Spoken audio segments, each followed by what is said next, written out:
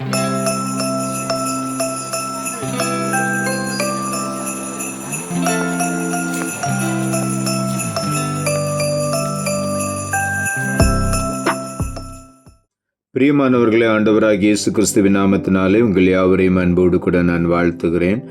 ஆண்டவர் கிருபையாய் நமக்கு கொடுத்த இந்த புதிய நாளுக்காக முதலாவது நாம் ஆண்டவருக்கு நன்றி சொல்லுவோம்.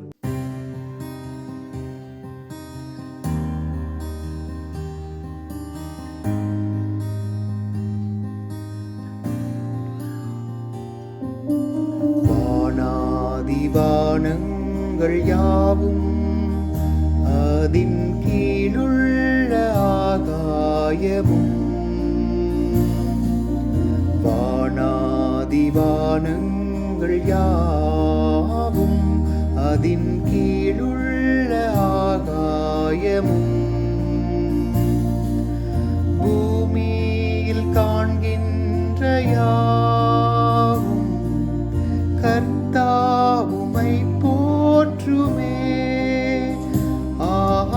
எண்ணில் அடங்கா ஸ்தோத்திரம் தேவா, என்றென்றும் நான் பாடுவேன். எண்ணில் அடங்கா ஸ்தோத்திரம் தேவா, என்றென்றும் நான் பாடுவேன்.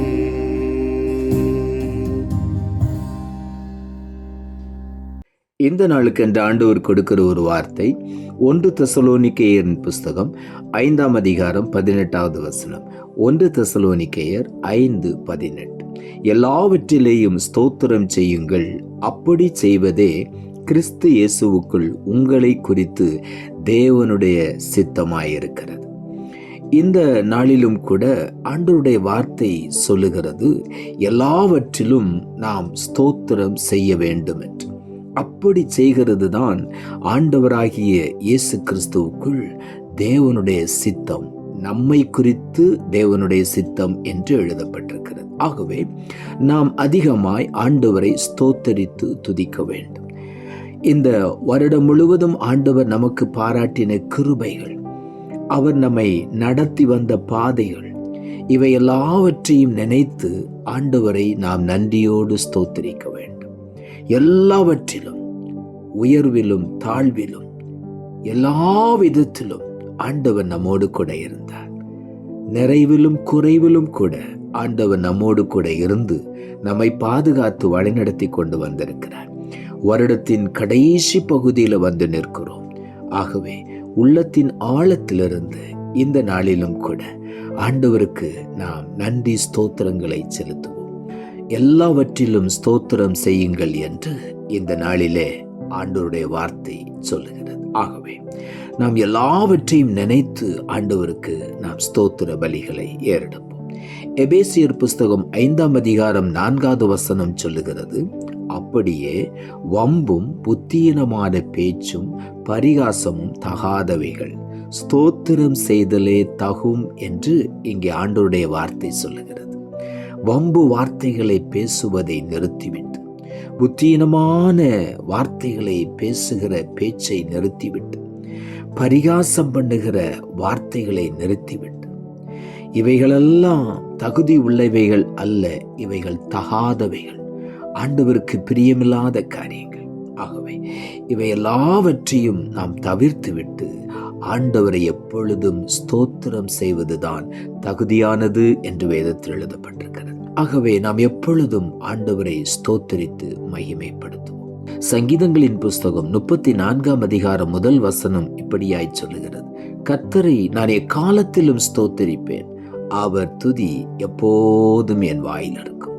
தாவீது எப்பொழுதும் ஆண்டவரை துதித்து பாடிக்கொண்டே இருப்பார். துதித்தல் அவருக்கு ரொம்ப பிரியமான ஒரு காரியம். ஆகவே தாவீது எப்பொழுதும் ஆண்டவரை துதிக்கிறார். அவர் எழுதுகிறார், கர்த்தரை நான் எக்காலத்திலும் ஸ்தோத்திரிப்பேன், அவர் துதி எப்போதும் என் வாயில் இருக்கும்.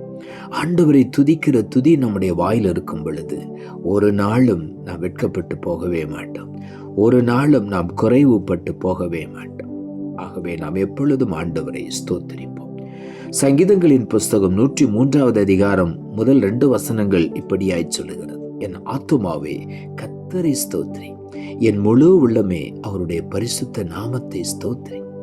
என் ஆத்துமாவே கர்த்தரை ஸ்தோத்திரி.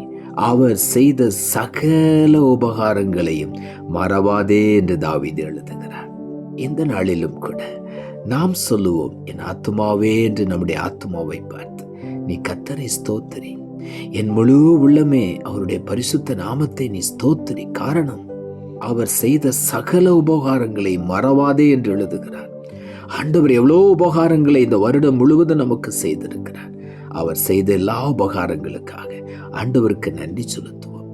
தாவீது எழுதுகிறார், கர்த்தர் எனக்கு செய்த எல்லா உபகாரங்களுக்காக நான் என்னத்தை செலுத்துவேன்? ரட்சிப்பின் பாத்திரத்தை எடுத்துக்கொண்டு அவருடைய நாமத்தை தொழுது கொள்ளுவேன் என்று சொல்லுகிறார். இன்றைக்கும் நாம் உள்ளத்தின் ஆழத்திலிருந்து ஆண்டவருக்கு ஸ்தோத்திர பலிகளை செலுத்துவோம். உள்ளத்தின் ஆழத்திலிருந்து, ஆண்டவரே, இந்த வருடம் முழுவதும் நீங்க எங்களுக்கு செய்த எல்லா உபகாரங்களுக்காக உள்ளத்தின் ஆழத்திலிருந்து நன்றி செலுத்துகிறோம் என்று ஆண்டவரை நாம் ஸ்தோத்திரிப்போம். 2 கொரிந்தியரின் புத்தகம் 9ஆம் அதிகாரம் 15ஆம் வசனம் இப்படியாய் சொல்லுகிறது, தேவன் அருளிய சொல்லி முடியாத ஈவுக்காக அவருக்கு ஸ்தோத்திரம். சொல்லி முடியாத ஈவுகளை ஆண்டவர் நமக்கு தந்திருக்கிறார். ஆராய்ந்து முடியாத அதிசயங்களை நம்முடைய வாழ்க்கையில செய்திருக்கிறார். எண்ண முடியாத அற்புதங்களை ஆண்டவர் செய்திருக்கிறார். அவைகள் எல்லாவற்றையும் நினைத்து, ஒன்றொன்றாய் நினைத்து ஆண்டவருக்கு நாம் நன்றி சொல்லுவோம். ஸ்தோத்திரம் சொல்லி ஆண்டவரை நாம் மகிமைப்படுத்துவோம். இன்றைக்கு அதைத்தான் ஆண்டவர் நம்முடைய வாழ்க்கையில கற்றுக் கொடுக்கிறார். அதுதான் தேவனுடைய சித்தமாய் இருக்கிறது. ஆகவே ஆண்டவருடைய சித்தத்தை நிறைவேற்றும்படியாய் இன்றைக்கு ஆண்டவருக்கு நாம் ஸ்தோத்திர பலிகளை ஏறெடுப்போம். நாம் துதிக்க துதிக்க தேவ பலன் நம்மை நிரப்பும். நாம் ஸ்தோத்தரிக்க ஸ்தோத்தரிக்க தேவ கிருபை நம்மிலே பெருகும். ஆகவே ஒருபோதும் நாம் சோர்ந்து போக மாட்டோம்.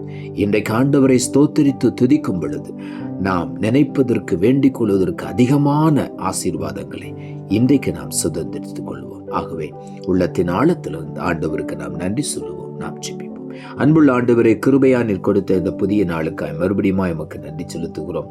வருடத்தின் கடைசி நாட்களுக்குள் இருக்கிறோம். ஆண்டவரே, எல்லாவற்றிலேயும் ஸ்தோத்திரம் செய்யுங்கள். அப்படி செய்வதே கிறிஸ்து இயேசுவுக்குள் உங்களை குறித்து தேவனுடைய சித்தமாய் இருக்கிறது என்ற வார்த்தையை இன்றைக்கு நீர் கொடுத்திருக்கிறேன்.